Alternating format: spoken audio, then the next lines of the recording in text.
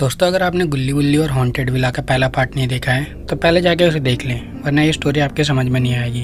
तो पिछले एपिसोड में आपने देखा कि गुल्ली और बुल्ली रेंट के लिए घर देख रहे हैं और वो एक घर के पास में आते हैं और ये घर इन दोनों को बहुत ज़्यादा पसंद आ जाता है। लेकिन ये गार्ड गुल्ली बुल्ली को मना कर देता है और अगले दिन आने के लिए कहता है। लेकिन गार्ड के जाते ही गुल्ली बुल्ली उस घर के अंदर घुस जाते हैं और जैसे ही गुल्ली छत के ऊपर जाता है तो इस घर में रहने वाली चुड़ैल गुल्ली को उठा लेती है।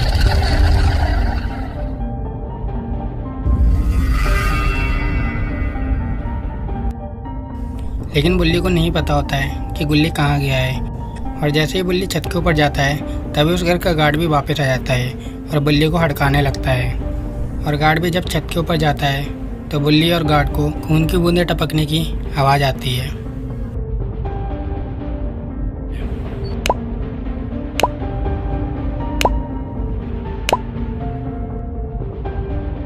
और वहीं इस घर में रहने वाली चुड़ैल भी बुल्ली और गार्ड को देख रही होती है।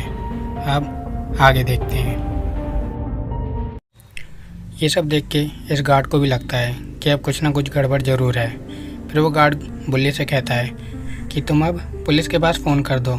जब यहाँ पे पुलिस आएगी तो वही पता लगाएगी कि गुल्ली कहाँ पे गया है, क्योंकि ये सब खून की बूंदें देख के मुझे तो लग रहा है कि उसका मर्डर हो गया है। और अब तुम जल्द से जल्द पुलिस के पास फ़ोन मिला दो। इतना सुनता ही बुल्ली अपनी जेब से फ़ोन निकालता है और सारी बातें पुलिस को बता देता है।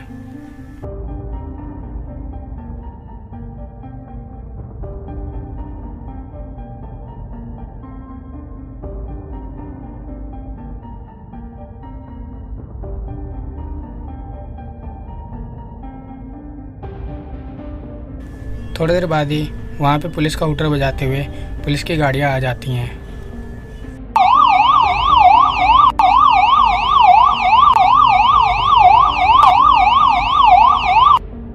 और जैसे ही उस पुलिस वाली गाड़ियों में से पुलिस वाले उतरने को होते हैं कि तभी उन गाड़ियों में आग लग जाती है।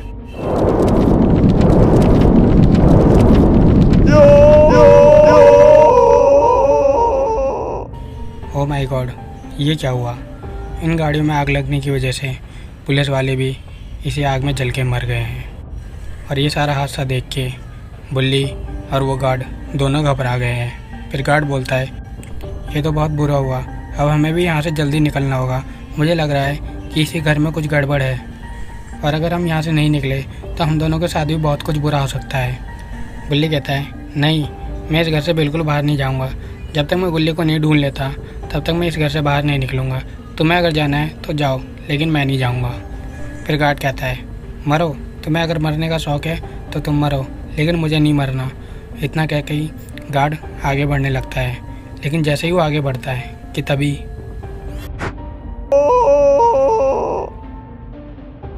अरे ये क्या हुआ? ये भाला कहाँ से आया?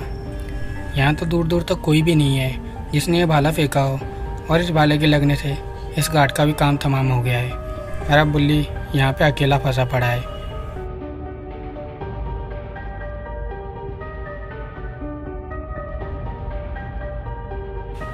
तभी वो चुड़ैल कहती है,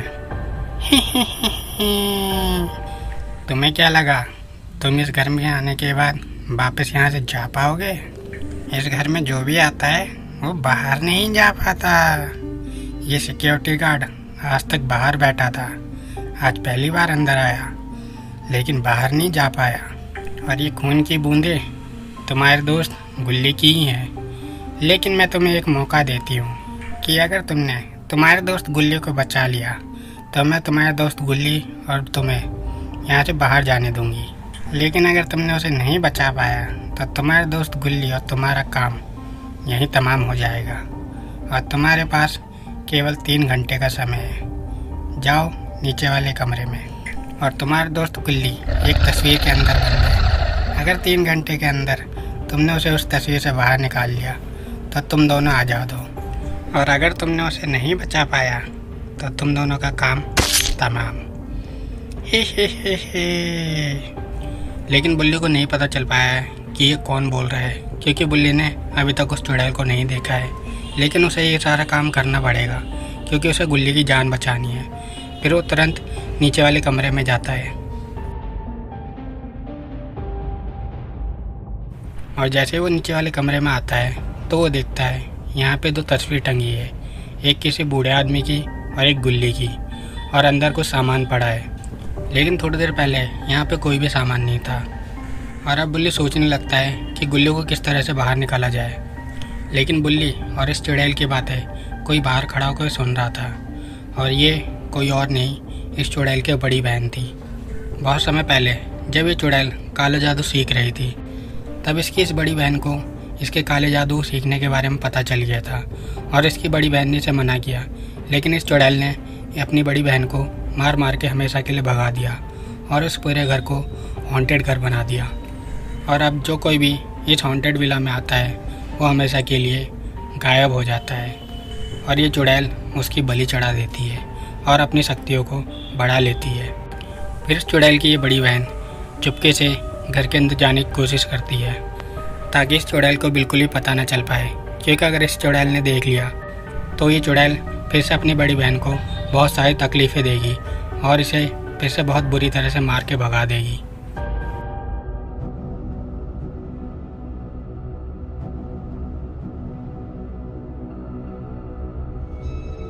और वहीं अब बुल्ली ने एक हथौड़ा उठा लिया है और वो इस हथौड़े से गुल्ली वाली तस्वीर को फोड़ के गुल्ली को बाहर निकालना चाहता है।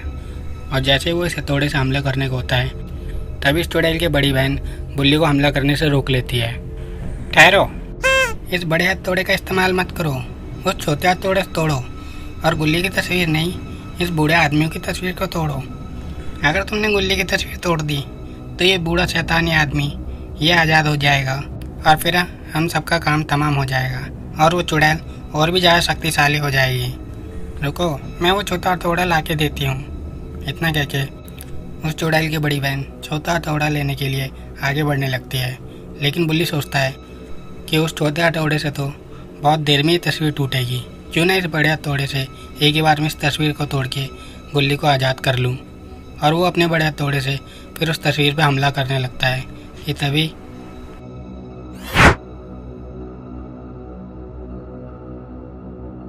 और फिर उसका गेट बंद हो जाता है, और फिर इसके बाद इस घर में रहने वाली चुड़ैल वो भी गोल गोल घूम के गायब हो जाती है।